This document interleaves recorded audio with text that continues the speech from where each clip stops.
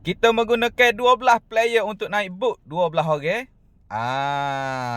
Inilah barang kakak-kakak kita untuk mengair candak sotong.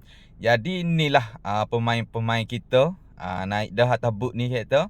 Dalam perjalanan kita ni menuju tu sambil-sambil kita pergi dalam 3 jam. Kita ada hak mana tidur, hak ada main telefon, ada duk negak tu. Kita tu sapa awal, kita main Apollo dulu. Inilah hasil dia. Kita main Apollo. Tu strike, tu ni strike saya tu. Ni strike. Banyaklah. Well ni banyak raket dulu. Kita orang-orang ngai dulu. Tapi kita tengoklah hasil kita. Well pun lepas sudah raket tu kita ngai pula. Inilah hasil kita. Tak banyak pun seekor ya boleh. Kita tak usah main banyak-banyak, hanya main seekor saja.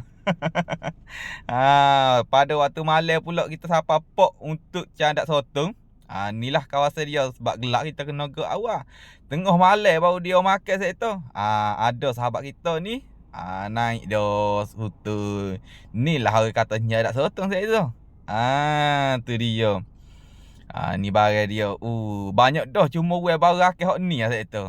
Orang lain sedap duduk ngai sotong, kita ngai ikan. Nak tahu ikan gapo? Saya sahabat kita tengok. Tengok deh. Ikan gapo. Tu. Tengok gagah molek tu. Belok.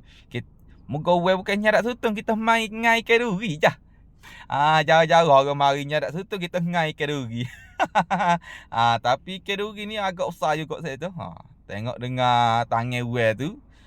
Hak ni pula boleh 2 ekor saya tu. Tapi we hanya tunjuk sekejap-sekejap saja saya tu deh.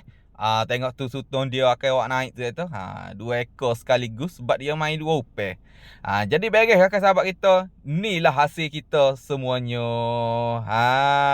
Ni dia wadah tu. Jadi tak banyak, tak sikit setara tu. Beres tu. Assalamualaikum.